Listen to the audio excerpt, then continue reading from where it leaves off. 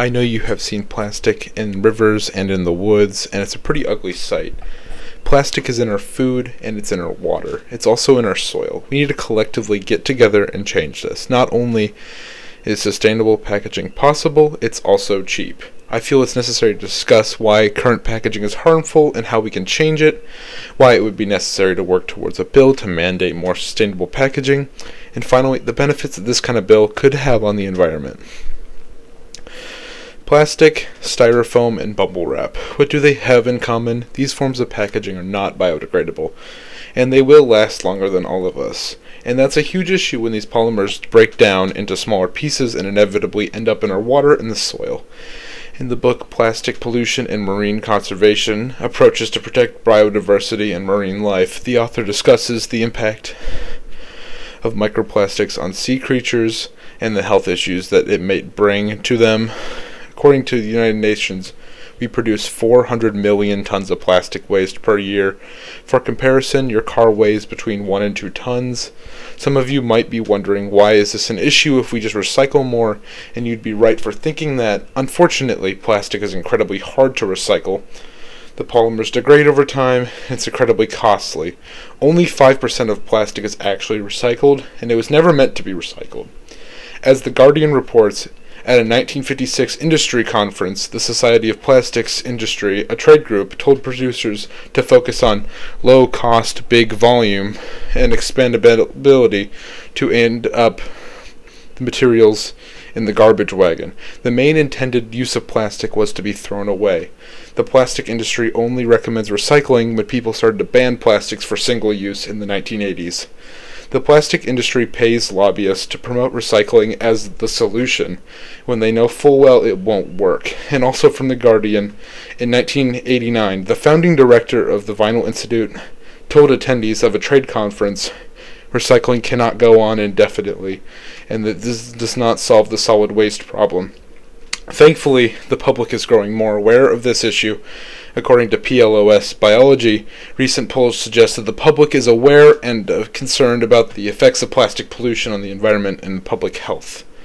So how can we replace plastic and the other polymers for our packaging? The easiest method is just going back to cardboard packaging. Cardboard is very easily biodegradable, it's cheap, and we've been producing it for a really long time. We can also replace other materials like styrofoam and bubble wrap with either packaging peanuts made from potato starch and paper. These changes would easily help out the environment and lower our waste. So if it's cheap and easy to switch, why haven't we? It's mostly because plastic is just ever so slightly cheaper, and plastic manufacturers have a chokehold on the other industries. A lot of things are made out of plastic, and plastic manufacturers cut deals for other industries that use more plastic. I think it's absolutely necessary to fight back against the corporate lobbyists and legislate bills that force sustainable packaging on giant corporate conglomerates. Now, some of you might be wondering, why not just buy sustainable packaging for everything?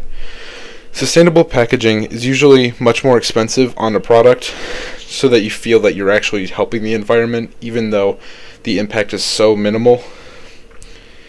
Now, if we were to force that all packaging is sustainable, not only the people that can afford it would get it, so all around we'd be using less plastic.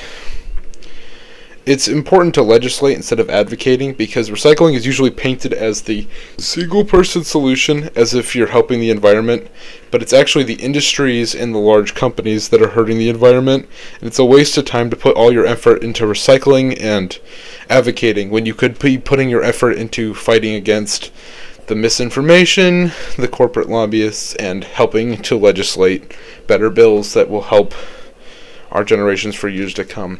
The widespread changes that a bill like this could enact for the environment would be immense and wide-stretching. We would have less plastic in our waterways, making ocean and river cleanup more feasible. We would need less landfills in the land they destroy. And finally, because the plastic process produces so much CO2 that there would be also less people burning their trash, we would have a significantly less CO2 pollution.